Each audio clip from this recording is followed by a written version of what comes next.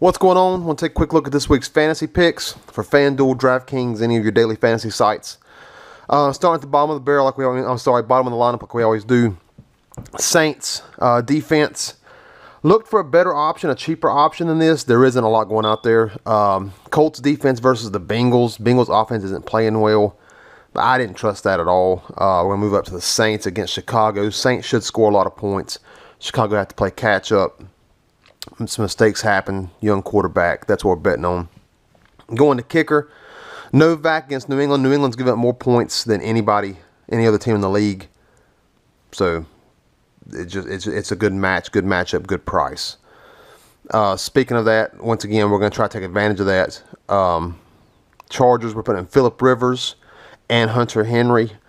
It's always fun to combo your quarterback. It's not necessary. I just needed a cheap tight end, and Phillip Rivers is a good price for what he's looking at. He's had multiple touchdown games already this year. He's got a wonderful matchup. New England should be able to score points, which will keep the Chargers throwing the ball, but they haven't been able to stop anybody in the pass game. Anybody really at all this year. So we're going to hope that continues for one more week and take advantage of it. Hopefully we'll get a hookup with Rivers and Henry. Running backs, we've got two good running backs with two good matchups. Devontae Freeman and McCoy, both of them have been playing great. They both have great matchups. We're going to plug them in. Michael Thomas is getting a heavy workload. Like we talked about before, New Orleans should put points up against the Chicago Bears, and Thomas has been a big part of that. He's not had that blow-up game, but he's getting 5, 6, 7 catches a game, 50, 60, 70 yards a game. The numbers are there. He's not finding the end zone. We're waiting for that breakout game. Hopefully this is that week. Alshon Jeffrey, I think, bounces back. He's not been melded. Him and Wentz haven't really connected yet. It's not... He's playing okay ball, but he's made some mistakes. He's dropping some passes. It just seems like everything hasn't clicked for him. I'm betting this is the week against San Francisco that it does.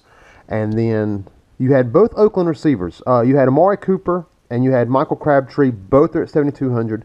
Michael Crabtree, on paper, looks like the better pick. His workload's higher. Amari Cooper's really just riding that one big week against Kansas City last week. Everything else has been kind of shiesty, whereas Crabtree's been very consistent. But with the way they used Cooper last week, moving him around and trying to find a spot for him, he looks just, on watching him play, he looks like the better receiver, very athletic, can go get the ball, not dogging Crabtree anyway. And if you feel safer with that pick, both Raiders receivers have a good matchup. Plug them in. It should be a good week for them.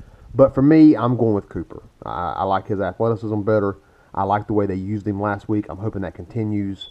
So that's why we're picking him over Crabtree. But once again, Crabtree's a wonderful pick, and it's the exact same cost if you feel safer with that pick. I wanted a piece of that Oakland offense, and this was the one I chose to go with. All right, fellas, like always, use it how you see fit. Later.